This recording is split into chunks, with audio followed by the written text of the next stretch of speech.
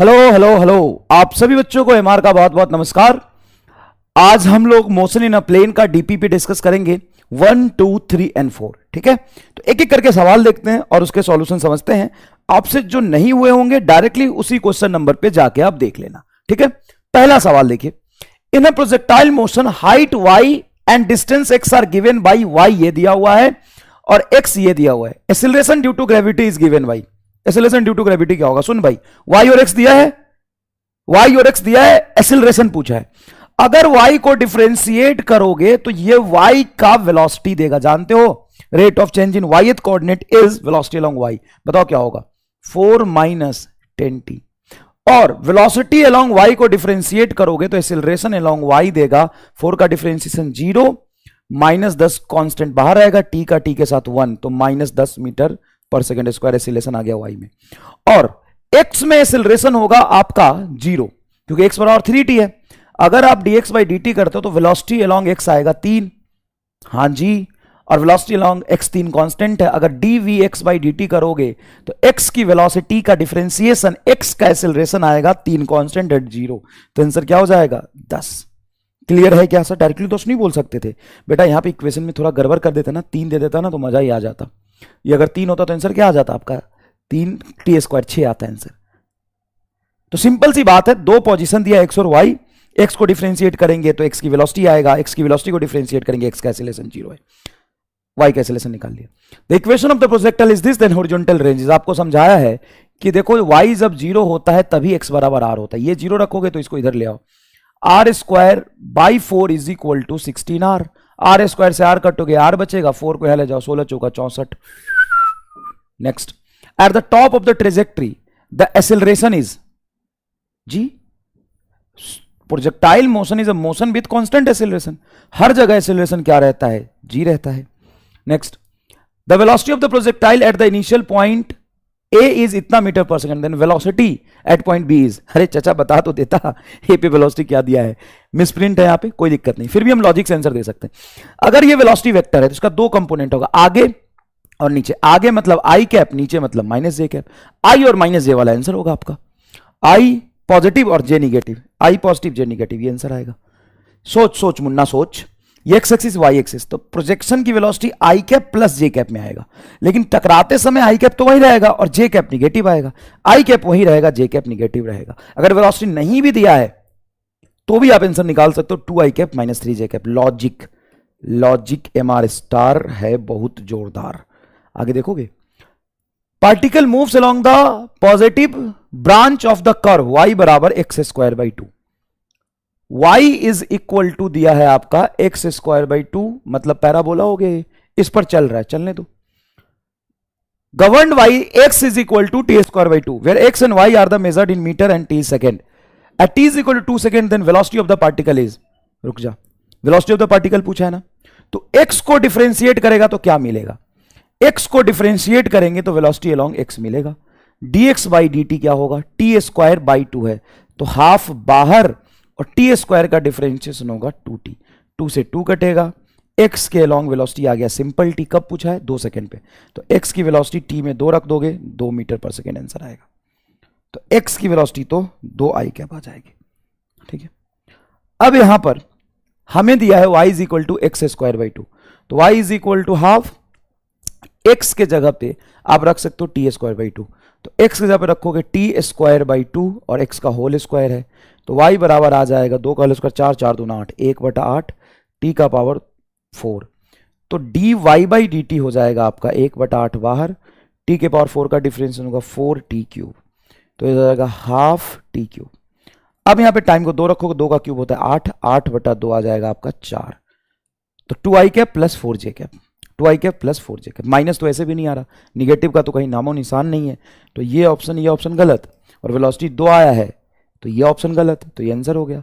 इतना दिमाग लगाना पड़ेगा। देखो माइनस तो कहीं सेंस ही नहीं बन रहा ना, क्योंकि कोई टर्म ही माइनस में नहीं, y भी पॉजिटिव में दिया हुआ है, x भी पॉजिटिव में दिया हुआ, तो x और y दोनों की वेलोसिटी पॉजिटिव आएगी, तो ये दोनों ऑप्शन गलत। और x की वेलोसिटी 2 हम निकाल चुके हैं, तो ये गलत, ये आंसर आ गया सीधा। थोड़ा दिमाग लगाना पड़ता है, समझ गए? Next, the coordinate of the moving particle at any time t is x बराबर अल्फा टी क्यूब। ठीक है, x बराबर alpha t cube. And y बराबर beta t cube. Okay okay okay okay. Then speed of the particle at any time t is. कोई दिक्कत नहीं है. अगर हम x को डिफरेंशिएट करेंगे तो vx आएगा. बोलो 3 अल्फा टी स्क्वायर, और y को डिफरेंशिएट करेंगे तो vy आएगा. बीटा कांस्टेंट है, t होगा 3 टी स्क्वायर, तो 3 बीटा टी स्क्वायर. अब इसका वेक्टर फॉर्म में जोड़ दो, तो ये आई कैप, ये जे कैप, मैग्नीट्यूड निकालोगे तो रूट अंडर. देख भाई 3 टी स्क्वायर कॉमन है, तो 3 टी स्क्वायर तुम्हारा बाहर आ जाएगा. सिंपल 3 टी स्क्वायर बाहर रहेगा, alpha square plus beta square, ये आएगा answer. 3 t square alpha square plus beta square. सर रूट लगाएंगे तो टी स्क्वायर टी नहीं बन जाएगा. अरे चचा, 3 अल्फा टी स्क्वायर का स्क्वायर करेगा और 3 बीटा टी का स्क्वायर करेगा, तो अल्फा स्क्वायर बीटा स्क्वायर अंदर रह जाएगा. 9 टी का पावर 4, 9 टी का पावर 4 कॉमन आएगा, रूट के बाहर ले जाओगे तो 3 टी स्क्वायर बचेगा. करके देखो, एक लाइन लिखो बेटा, जल्दीबाजी से नहीं होता, रोने से नहीं होता. एक लाइन लिखो, यहाँ पे मैग्नीट्यूड निकालो, एक्स के कंपोनेंट का होल स्क्वायर, वाई के कंपोनेंट का होल स्क्वायर करो. Equation of the motion of the projectile are given by x is equal to 36t and 2y is equal to 96t minus 98t square. The angle of projection is equal to, देखो angle of projection क्या होता है. मान ले इस line पे हमने फेंका है, तो ये x की वेलोसिटी हो गई, ये y की वेलोसिटी हो गई. तो एंगल ऑफ प्रोजेक्शन यहां पे tan थीटा लिखूं अगर मैं, तो ये होगा uy बाई ux. तो हमें uy बाई ux चाहिए, तो ux तो ये रहा, rate of change in x with respect to time is ux आ जाएगा सिंपल 36.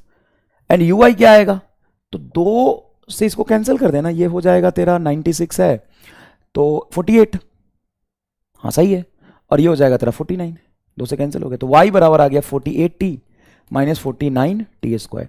अब डिफ्रेंशिएट कर दे dy बाई dt, तो ये आएगा vy आएगा तेरा 48 माइनस 49 का स्क्वायर, तो 98t. और तुम्हें इनिशियल वेलोसिटी चाहिए, तो इनिशियल वेलोसिटी तभी निकालोगे ना जब टाइम 0 होगा. तो टाइम 0 होगा तो ये आ जाएगा 48, तो ये आ गया तुम्हारा 48 और ये आ गया 36. कैंसिल करोगे तो 6 से कैंसिल करो, 36, 6 से 36 और 8 6 48, 8, तो ये आ जाएगा तुम्हारा 4/3, 4/3. तो tan theta is equal to 4/3, तो theta is equal to tan inverse 4/3. Theta is equal to tan inverse 4/3. अब tan के टर्म्स में है ही नहीं, कोई बात नहीं. tan थीटा अगर 4/3 है तो हमें p/b पता है, तो साइन थीटा कैसे निकालेंगे, परपेंडिकुलर अपॉन हाइपोटेन्यूज. अगर परपेंडिकुलर 3 और बेस, परपेंडिकुलर 4 और बेस 3 पता है तो हाइपोटेन्यूज 5 होगा, तो ये परपेंडिकुलर 4/5, तो theta is equal to sine inverse 4/5, sine inverse 4/5, ये आंसर आएगा. Third is your correct answer. Next देखिए, at an instant coordinate of the particle x is equal to at square and y is equal to bt square, z0, then velocity of the particle is, बहुत आसान है, इसको differentiate करोगे, अभी किया, vx square is equal to 2 alpha T, और ये होगा vy is equal to 2 beta t. तो 2t देखो देखो, ये आई कैप है, ये जे कैप है, तो नेट वेलोसिटी निकालोगे तो रूट अंडर 2 अल्फा टी का whole square plus 2 beta t का होल स्क्वायर. तो यहां से 4t स्क्वायर कॉमन होगा, रूट के बाहर जाएगा तो 2t बनेगा, root under alpha square plus beta square. 2t a square, अच्छा a b है तो कोई बात नहीं, alpha beta a b, 2t a square plus b square, second answer आएगा. Next, the acceleration of the projectile relative to the another projectile is 0. Acceleration of the projectile relative to another projectile, क्यों? Relative motion, एक पे बैठ के दूसरे का relative देखोगे, relative acceleration देखोगे, तो एक का रिलेटिव एक्सीलरेशन 0, एक का एक्सीलरेशन 0, सॉरी, एक का एक्सीलरेशन जी नीचे, दूसरे का एक्सीलरेशन भी जी नीचे.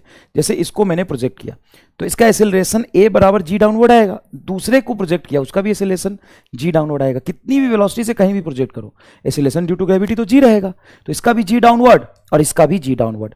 तो g downward relative acceleration of a with respect to b लिखोगे तो g माइनस g बराबर 0. ठीक है. Next, the motion of the projectile describe by the equation, ये the range of the projectile is, अरे भाई कितनी बार बताया, इसको 0 रख, तो ax बराबर bx स्क्वायर, ax बराबर bx स्क्वायर, ये कटेगा, ये रेंज ही आएगा, r बराबर a/b. ये कराया भी था मैंने आपको क्लास में, dpp2. देखिए, the body are projected with same velocity if one is projected at angle 30 degree and other is projected at 60 degree then to the horizontal, then ratio of maximum height.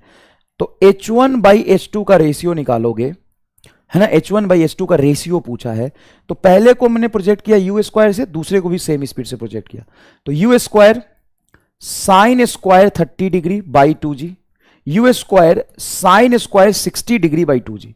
दोनों ही case में speed same है, angle अलग है बस।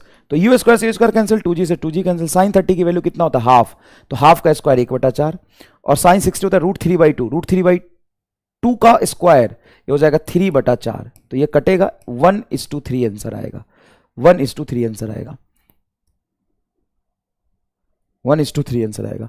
पहले 30 degree पे height, हाँ ठीक है बिल्कुल सही, 1:3।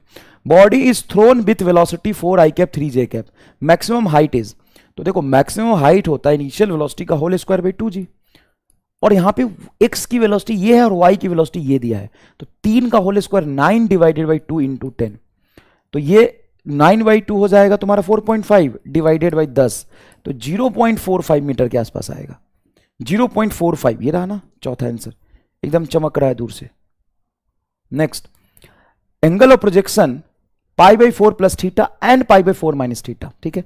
Then the ratio of horizontal range describe by the projectile is, देखो दो अलग अलग एंगल पे दो अलग अलग एंगल पे सेम स्पीड से अगर मैं प्रोजेक्ट करूं तो उनका रेंज सेम होगा, उनका रेंज सेम होगा अगर इन दोनों एंगल का सम 90 हो। तो मान लो ये θ1 है π/4 प्लस थीटा एंड दूसरा है π/4 माइनस थीटा, दोनों को जोड़ दिया तो π/4 ऐड हो गया होगा π/2 और प्लस थीटा से माइनस थीटा कट गया, 90 डिग्री आ रहा है, दोनों पे रेंज सेम होगा तो रेंज का रेशियो 1:1 आएगा। Next, velocity of the projectile of the projected bodies, x की इनिशियल वेलोसिटी, y की initial velocity, then horizontal range of the projectile, range होता है बेटा x की velocity into time of flight, x की velocity देखो हमेशा कांस्टेंट 6 रहेगी और टाइम ऑफ फ्लाइट होता है 2uy/g, तो 6 × 2uy देखो दिया हुआ 8 डिवाइडेड बाई g की वैल्यू 10, 8 दूना 16, 6 दूना 12 करना, 12 12 96, 96/10, तो 9.6 मीटर मेरे हिसाब से आएगा, 9.6 मीटर, देख रहे हो भाई।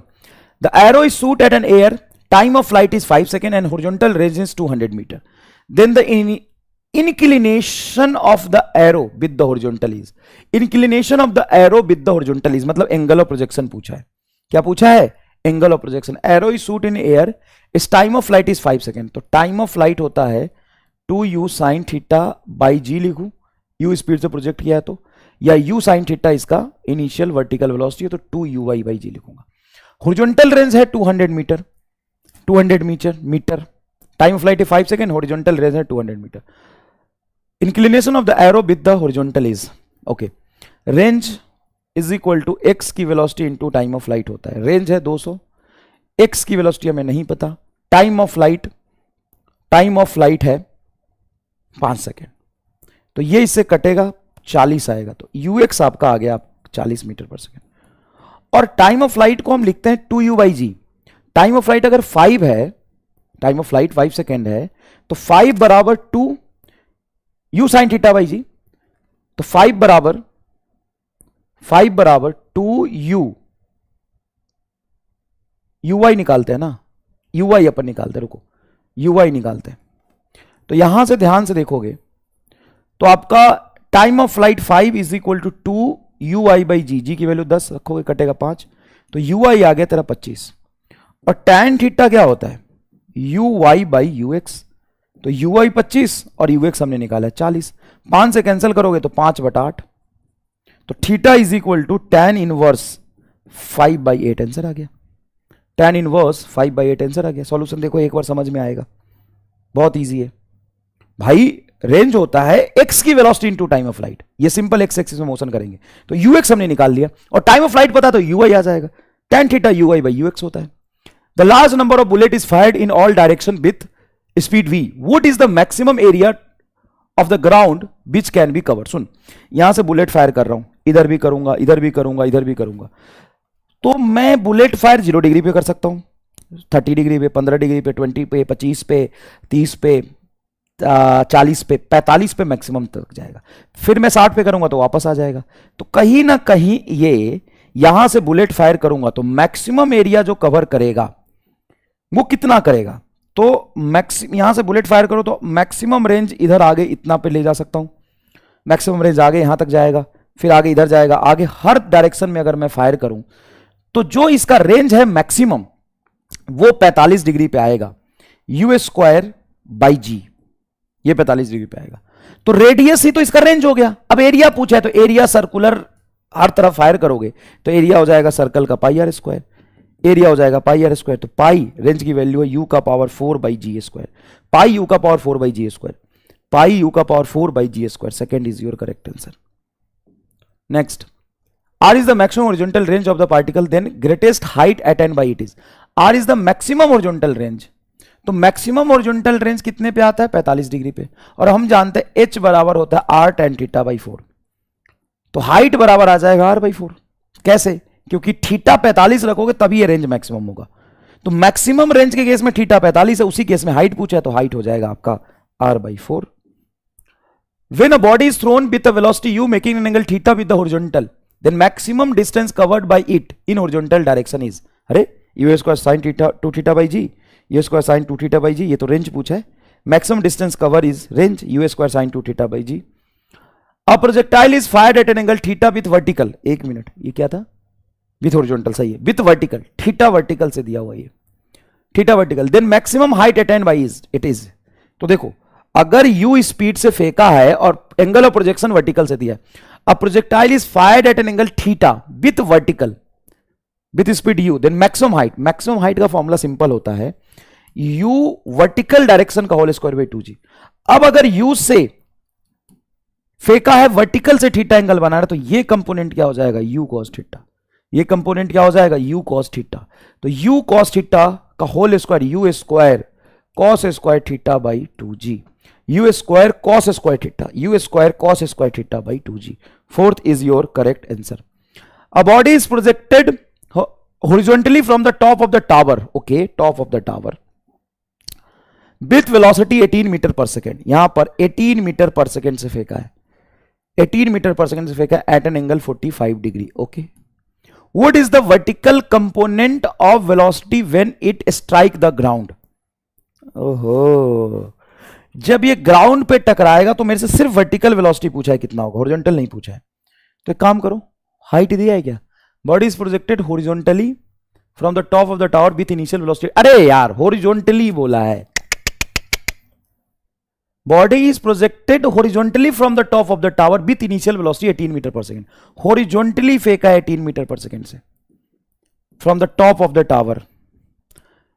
If it hit the ground at angle 45 degree, ये जब ग्राउंड पे हिट किया है तो ये 45 डिग्री पे हिट किया है, तो एक्स की वेलोसिटी तो कभी बदलता नहीं, वो तो 18 ही रहेगा।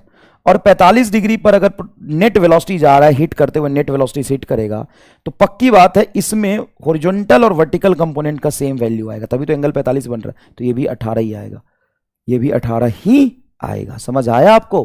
बहुत आसान था ये कंसेप्ट। चलिए डीपीपी नंबर 3 देखते हैं। Neglect air resistance in the problem, air resistance को नेग्लेक्ट कर रहा है। A cannon simultaneously fire at 2 identical cannonballs at target 1 and 2 as shown in a figure. If the cannonballs have identical initial speed, which of the following statement is true? देखो speed इनका same है, इधर speed u, इधर speed same है, speed same है। Obvious सी बात है अगर स्पीड सेम है, जो ज्यादा एंगल पे जाएगा उसका टाइम ऑफ फ्लाइट ज्यादा होगा। 2u sin θ/g लिखते हैं। ऑब्वियस सी बात है इसका एंगल कम है और हॉरिजॉन्टल से इसका एंगल ज्यादा है, तो टाइम कौन ज्यादा लेगा? ये वाला टाइम ज्यादा लेगा, दूसरा टाइम ज्यादा लेगा।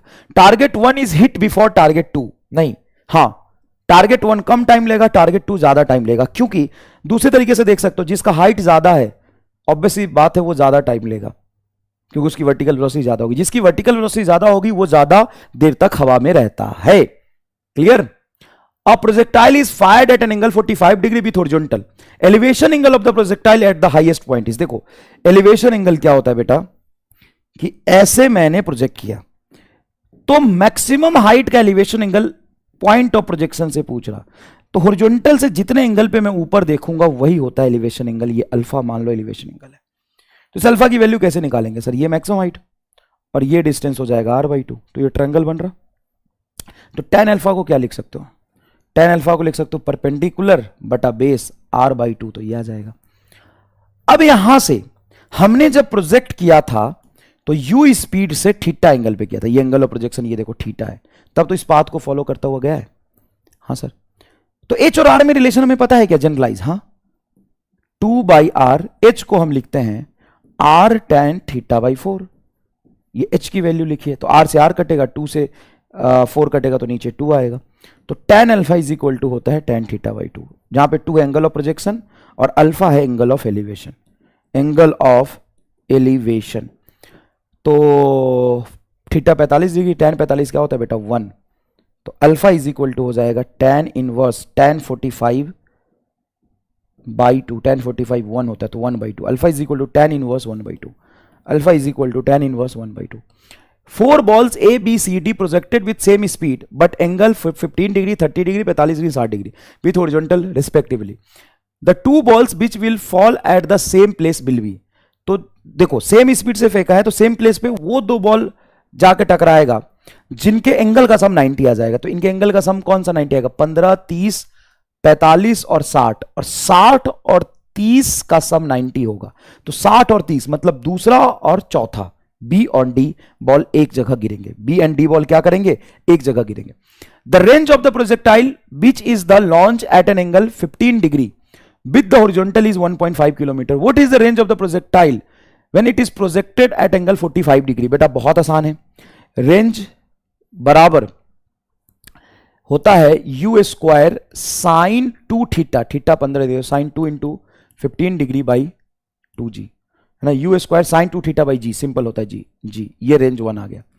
रेंज 2 हो जाएगा तेरा U square 45 degree sine 2 into 45 by G, तो जी से जी कटेगा, यू स्क्वायर से स्क्वायर कटेगा, R1 क्या दिया है 1.5 divided by R2 is equal to sine 30 होता है बेटा हाफ, साइन 91 तो हाफ हो जाएगा, हाफ का 2 इधर ले जाओ, 1.5 multiply 2 is equal to R2, तो R2 इज इक्वल टू 3, जो भी मीटर किलोमीटर जिसमें आएगा 3 आंसर आ जाएगा। क्लियर है क्या? नेक्स्ट देखिए, for an object thrown at 45 degree to horizontal then maximum height and horizontal range are related as, अरे यार h बराबर r tan 45 डिग्री बाई 4, क्योंकि 45 डिग्री प्रोजेक्ट किया है तो tan 45 होगा 1, तो h is equal to r by 4, तो r is equal to 4h आएगा, r is equal to 4h आएगा। क्लियर है? Next, if the initial velocity of the projectile is doubled keeping the angle of projection same then maximum height reaches by it becomes 4 times, remains the same, but double quadruple मतलब 4 times, आधा थोड़ी ना होगा। h is equal to होता है u square sine square theta by 2g, तो ये सब सेम है, स्पीड को डबल करोगे तो यू स्क्वायर है, height is proportional to U square है, स्पीड को डबल करोगे हाइट 4 गुना बढ़ेगा। When do we get maximum height in a simple projectile motion, when theta is 45 degree then we will get maximum height. Next देखना, body of mass 5 kg projected at 60 degree from the ground with initial velocity 25 metre per second, acceleration due to gravity 10, what is the maximum horizontal range, maximum horizontal range होता है u square, you है 25 तो 25 का whole square multiply sine 2 theta 2 into 60 divided by G, G की value है 10, तो 25 गुना 25 sign 2 into 60 120, sign 120 की value होता है √3/2, तो √3/2 मल्टीप्लाई 10, इसको आप सॉल्व कर लो, यहां पे रेंज आपका आ जाएगा, कोई खास बात नहीं है। चलिए नेक्स्ट देखते हैं DPP4। A body A is going from south to north, ठीक है, साउथ कहां है इधर, नॉर्थ कहां इधर, इधर जा रहा है, and body B is moving from west to east, west से ईस्ट की तरफ इधर जा रहा है बी और इधर जा रहा है A, then direction of relative velocity of A with respect to B, B के रिस्पेक्ट में ए की वेलोसिटी, तो ये बी है, बी के रिस्पेक्ट में देखेंगे तो बी को हम रेस्ट में मान लेंगे और इसकी जो भी वेलोसिटी थी, जो भी वेलोसिटी उल्टा करके इसको दे देंगे, ये दे देंगे, तो ए हमें जाता हुआ इधर दिखाई देगा, ये क्या हो गया नॉर्थ वेस्ट, तो आंसर क्या होगा आपका north west is your correct answer. कितना आसान है देखिए प्लीज। नेक्स्ट देखिए, as shown in a figure the particle B is south of A at a distance D, particle B कहां है, यहां पे है, ठीक है, they start moving simultaneously such that A moves with constant speed v towards the east, A जा रहा है v से ईस्ट में, and b constant speed v towards the north, ये नॉर्थ की तरफ जा रहा है v से, फाइंड द मिनिमम सेपरेशन, इसके रिस्पेक्ट में देखो, इसको रेस्ट में मान लो, तो इसकी वेलोसिटी जो नीचे है, सॉरी इसकी वेलोसिटी रेस्ट में मान लो, इसकी वेलोसिटी क्या थी ऊपर थी, उल्टा करके इसमें चिपका दो, तो ए इस लाइन में तुमको आता हुआ दिखाई देगा, तो ये हो गया डी मिनिमम जब ये 90 डिग्री बनाएगा, इसकी वैल्यू क्या होगा इनिशियल सेपरेशन बाई √2, ये क्लास में बहुत अच्छे से आपको समझाया है। नेक्स्ट देखिए, rain is falling vertically downward with speed 3 kilometre per hour. Rain नीचे गिर रहा है 3 किलोमीटर पर आवर से। A man walks in the rain with velocity 4 kilometre per hour. Walks तो ओरिजेंटल में करेगा, तो मैन इधर जा रहा है 4 किलोमीटर पर आवर से। Then rain drop will fall on the man with the velocity of. तो मैन के रिस्पेक्ट में रेन की वेलोसिटी क्या होगी? तो मैन को रेस्ट में मान लो। पहले रेन की वेलोसिटी जो थी 3 kilometre per our original ground के रिस्पेक्ट में, वो तो रहेगी। मैन की वेलोसिटी उल्टा करके इसमें चिपका दो। तो अब बताओ इसके रिस्पेक्ट में अगर इसको रेस्ट में मानेगा तो रेन इधर आता हुआ दिखाई देगा इन दोनों के वेक्टर फॉर्म में। 3 और 4 का वेक्टर फॉर्म 5 आएगा। कितना इजी है जरा समझिए। When the person walks on a straight road with speed 10 kilometre per hour, rain appears to fall vertically downward। जब ये 10 किलोमीटर पर आवर से चल रहा है ऑलरेडी, तब उसको रेन नीचे आता हुआ दिखाई दे रहा है। As he stop, rain appears to fall at an angle of 30 degree with vertical। जब वो रुक जाता है, जब वो रेस्ट में होता है, तो एक्चुअल में रेन ऐसे गिर रही है वर्टिकल से 30 डिग्री पर। तो रियलिटी में रेन की वेलोसिटी कौन सी है? एक्चुअल में रेन की वेलोसिटी कौन सी है? ग्राउंड के रिस्पेक्ट में एक्चुअल में रेन किस वेलोसिटी से फॉल कर रही है? जब वो रेस्ट में आ जाएगा मैन, उस केस में जो वो देखेगा वो रियलिटी है वेलोसिटी ऑफ रेन। तो ये रेन की एक्चुअल वेलोसिटी है। ठीक है, 30 degree with the vertical, 30 degree with the vertical. Then speed of the rain with respect to ground is, speed of the rain with respect to ground is, मतलब ground के respect में, यहां पे ground के respect में ये VR कितनी रही होगी ये पूछा है। तो सबसे पहली बात ये समझो, सबसे पहली बात ये समझो कि आदमी 10 से चल रहा, ठीक है, इधर चल रहा, मान लो इधर चल रहा 10 से, तो इसको रेन वर्टिकली नीचे गिरता हुआ क्यों दिखाई दे रहा? क्योंकि रेन की 2 कंपोनेंट होंगे, एक होगा रेन की वर्टिकल वेलोसिटी, एक होगा रेन का हॉरिजॉन्टल वेलोसिटी। देखो VRY लिख दिया, VRX लिख दिया। रेन की जो वर्टिकल वेलोसिटी है उस पे तो मोशन का कोई फर्क पड़ेगा नहीं, क्योंकि वाई एक्सिस पे एक्स के मोशन का क्या फर्क पड़ेगा। अब रेन की जो हॉरिजॉन्टल वेलोसिटी है, velocity of rain with respect to X, उतना ही मैन की वेलोसिटी रहा होगा। तभी एक्स एक्सिस में दोनों की वेलोसिटी सेम, ये इसको आगे चलता हुआ नहीं देख पाएगा। क्लियर है क्या? हाँ सर। तो ये और ये बराबर होंगे। मैन कितने से चल रहा था? 10 से, तो ये आएगा तेरा 10। अब हमसे क्या पूछा है? हमसे velocity of rain with respect to ground पूछा है, ये पूछा है। ये अगर मुझे 10 पता है तो इसका ये कंपोनेंट 10 हमें पता है, तो हम लिख सकते हैं वी आर साइन 30। ये कंपोनेंट कॉस होगा, ये साइन होगा। वी आर साइन 30 बराबर 10, तो वी आर साइन 30 की वैल्यू हाफ इधर चला जाएगा, 20 आंसर आ जाएगा। V r is equal to 20। First is a correct answer. Moving man के रिस्पेक्ट में नहीं पूछा है आपसे, किसके रिस्पेक्ट में पूछा है? आपसे पूछा है ग्राउंड के रिस्पेक्ट में, तो वी आर एक्चुअल में आपसे पूछा है। नेक्स्ट देखिए, to stationary man rain appears to falling at an angle 30 degree with the vertical. Stationary man rain appears to falling with 30 degree, मतलब रेन 30 डिग्री पर गिरता हुआ हमें दिखाई दे रहा है। जब मैन स्टेशनरी है तो रेन के 2 वेलोसिटी होंगे, VRY and VRX। As he starts moving with speed 0.5 meter per second, find that the rain is falling vertically. Then speed of the rain with respect to moving man. तो भाई ये आदमी पहले rest में था तब ये कंडीशन थी। अगर ये चलने लग गया VM से और ये VM इसके बराबर होगा तो रेन उसको कैसा दिखाई देगा? रेन दिखाई देगा वर्टिकली नीचे गिरता हुआ। तो ये इसके बराबर कर दो, तो ये कितना था? 0.5, तो ये हो जाएगा बेटा 0.5। अब बोल रहा है कि the speed of the rain with respect to ground, नहीं, विथ रिस्पेक्ट टू ग्राउंड कुछ था तो VR निकालते, with respect to moving man, तो मूविंग मैन को तो ये दिखाई देगा, तो ये हमें निकालना है एक्चुअल में। तो एक काम कर सकते हैं हम, ये हमें पता चल गया 0.5, हाँ यहां पे tan 30 लिखो। tan 30 होता है परपेंडिकुलर अपॉन बेस, 0.5 बटा रेन की वर्टिकल वेलोसिटी, tan 30 1/√3। तो वेलोसिटी ऑफ रेन का वर्टिकल कंपोनेंट यहां ले जाओ और ये 1/√3, √3 यहां जाएगा, √3 multiply 0.5, √3 multiply 0.5 is correct answer. Third is your correct answer. Next देखिए, during a rain storm rain drop are observe to be striking the ground at an angle theta with the vertical. During the rain storm rain drops are observe to be strike ground at an angle theta with the vertical, मतलब ऐसे vertical से theta angle पे rain ऐसे टकरा रहा है, rain ऐसे टकरा रहा है वर्टिकल से थीटा एंगल पे।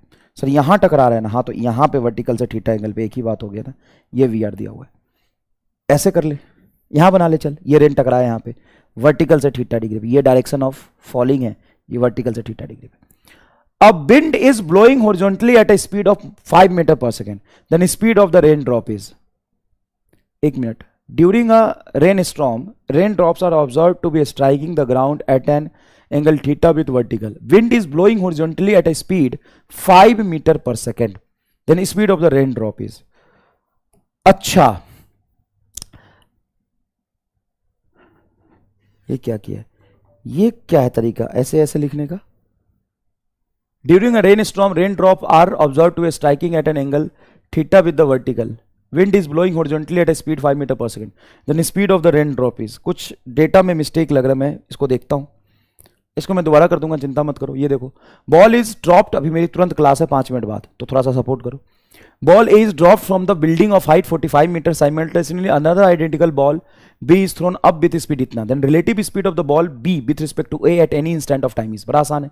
Ball A is dropped from the building. तो ball A को हमने drop किया तो initial velocity 0. And ball B is with speed 50 meter per second. Thrown up with speed 50 meter per second. Then relative speed of the ball with respect to A. Relative speed of the ball B with respect to A.